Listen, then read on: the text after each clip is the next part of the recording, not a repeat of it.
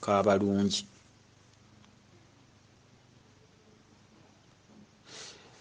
Kati entebe eyo kasita twagimenya gyemiranga byebintu ebituvunaanyizibwako. Eyo yewamalirwa ensonga zonna, kubanga kabalungi ali ku njegoyego mu bwalusozi, mu bwakannabulemu ali ku njegoyego za Mmalamagambo, ekibira Mmalamagambo ekyebunyolo.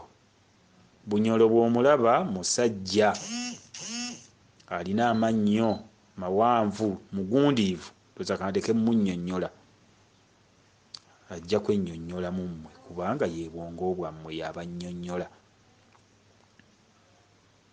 Kakati omusajja ono Mmalamagambo nti eyo gye tumalira ebigambo n'amagambo, yatugambulira okugambulula ebitwali bitulemye. Kati obwakabaka obwo bwattibwa kubanga tetukyabutya, bwattibwa. Ekitiibwa kya Katonda ne kiva ku nsi, n'ennono ze mwali temutuulamu ne muzituulamu, ez'abakulu nga temuziza babazaala na biki ebirala, ng'ate waliwo atazibirwa kkubo atuula mu ebyo oba mu nsonga eyo, ne mumumenya, ensonga zonna ne muzimenya.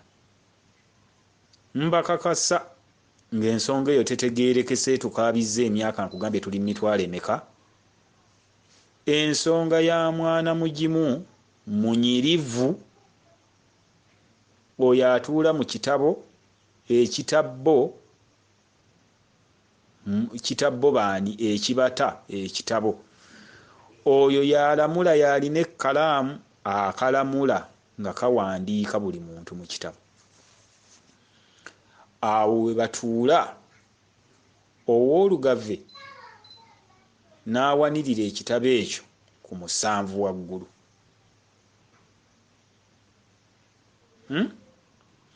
Ng'atudde n'owengeye.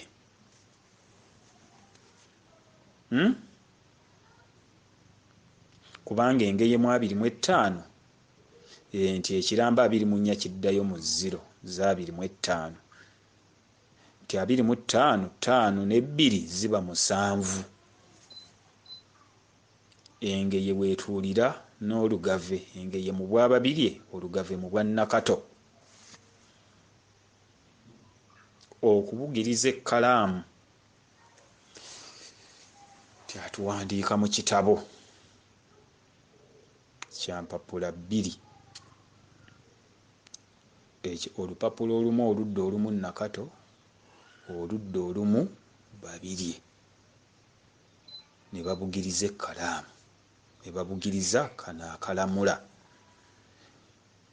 kubanga ku lubereberye bwe kityo bwe kyali. Akabalamula kaali kamu, ne kavaamu 2, ne kalamula 2.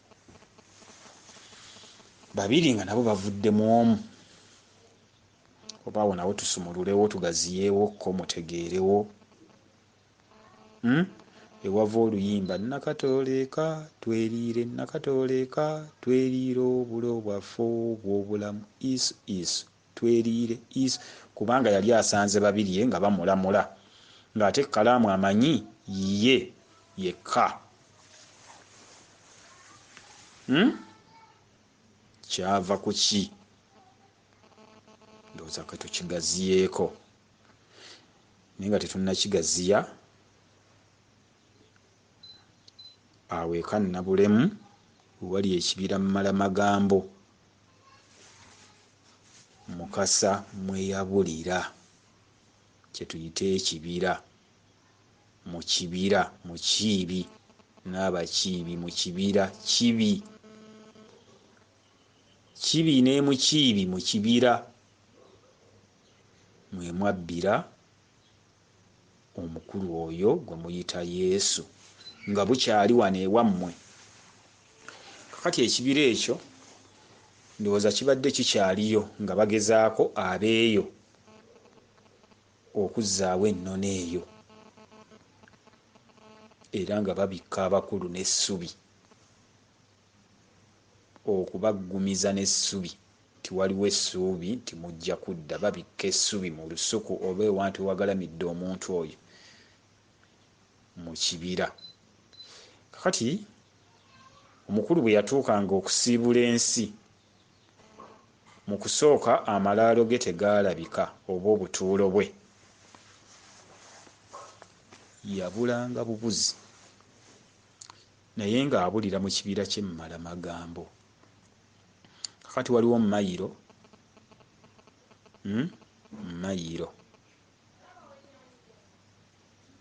oba tukiyite kilomita ez'ekibira, sijja zoogera kubanga ebimu bya bwerende, naye omukulu ono yabulanga n'ayingira ekibira, ne bagamba yabuze. Olwo babanga bamanyi era n'alanga nti mbuze oba ŋŋenze, ne balinda ani agenda okubbulukkira mu mubiri ogwo. Omubiri ogwo nga nagwo gwazaalwa guba guteekwateekwa. Kati omubiri ogwo mu kuteekwateekwa, omuntu oyo yabanga agenda ayise mu mitendera, yagendanga mu kibira ekyo mu mayiro ezimanyiddwa, oba mu mayiro ne bwe tuzoogera zaabanga 40 oba obuwanvu bw'ebisaawe 40. Zembala ze babalamu, bye babalamu ekibira ekyo, oba oli awo n'okusingawo. Kuba watuusi watuukanga eno baga nti ali mu 7, ali mu 5. Kakati nga n'emmayiro ezo oba n'ebisaawe ebyo mu mbala y'ekibira, kilomita ezo, nga zirina kye zitegeeza ti baleese akiddemu 5 awangudde 4, 4 gulu lyakuna lye ligenda okufuga lyakutaano, awangudde 6 awangudde 7, byonna byabangamu amakulu. Kakati mu kibira omwo munnange mulimu enjovu. Ekibira ekyo ekigenda kiyita eri erukunyu, kasensero. Mmalamagambo oyo yali munene nnyo naye bamusaawako ebitundu. Mulimu engo, mulimu empologoma, mulimu emisota gy'oterowoozangako egyakuusiira, era tekyatyabwatyabwangamu nku okuggyako eno ku mabbalibbali. Kakati ng'ogendayo, kale oba oli musajja kiyingire, va ku byaleero bazisse baziyizze n'obutonde ne bwonooneka ne zibula, twekolera byaffe. Kale oba oli musajja kigendemu nga tosobola kukiyingira nodda. Munnange ekikutwalayo Katonda waffe abulidde eyo. Jjajja w'abajjajja omukulu kato mu kato, Katonda mu Katonda abuze, ogenda okumunona, ogenda akuwe naawe ekisumuluzo, akuwa magezi kumanya na kutegeera, agenda akuggulire mu bwa Katonda bwe. Kubanga omubiri gukuze, ogenda akweyubuliremu akaddiye. Kyabakadde Ssemakadde, Ssemaka adde, oddayo mu bwa Ssemakadde.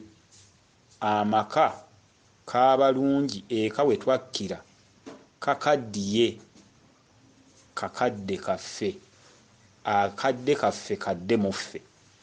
Ssemakadde, Ssemaka adde muffe, kubanga oyo yagatta amaka gonna agabalimu ye Ssemaka mu mmwe.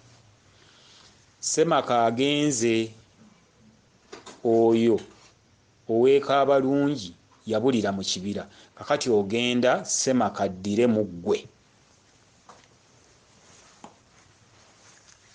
Kakati bw'onona Ssemaka addire mu ggwe, munnange bwe wabanga nga si ye ggwe omulonde nga todda, ng'abantu tebeerijja ku ntebe ezo. Kale bw'oba ye ggwe ng'odda, waddanga empologoma zikuwerekedde, misota zikuwerekedde, engo zikuwerekedde, enduulu neevuga, omutiibwa alabise, abamu ne badduka.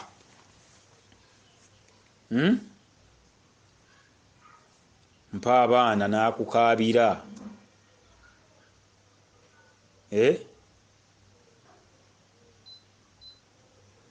n'akwaniriza nti kati gwe mwana, mpa abaana batuwadde omwana. Ebinyonyi ebyenjawulo obwakabaka bwali bw'amaanyi. Nadda ga nti ddala oyo yempologoma yengo yemusota amaze ebigambo by'abantu ku mimwa babadde boyogeza yenze mmala amagambo gammwe ge mwogera ag'okwegwanyiza byonna n'abirinnyako. Okufa bwe kwalabika era amaanyi nga gakyaliwo, nga beetikka omukulu oyo eyatuulanga awo, ne bamuyingiza mu kibira. Abalonda ab'olubatu abakulu mu bika ne bamwetikka, ne bagenda mu kibira ne bamuziika eyo, ne bamuleka eyo. Era ng'anaasika ateekwa okugenda ku kikata kye, ekika kimute, ekika ekikulu eky'obutukuvu kimute kikata. Ateekwa okugenda abikka essubi ku muntu oyo. Era bye yalabangayo ebyama bye bimu nga tabikola ki, nti obwakatonda ekyaliyo. Ennaku ezo nali ndaba ku TV nga bambi waliwo abakaaba nti katonda waabwe ali mu kibira ekyo, naye ab'ebyokwerinda baabagaana. Katonda waabwe yabulira mu kibira ekyo. Babayita batwa. Abatwa bo balemera ku kibira, balinda katonda waabwe lwalidda. Kyebaga nti kabaka tafa, abula bubuzi abulira mu kibira, mu kiibi, mu kibira, nti mu kibi ekibibirwa ate katonda mwayeekweka. Kyova olaba nga ttooyi, amaka agatalina ttooyi tegayina butukuvu. Katonda atuula n'emu ttooyi.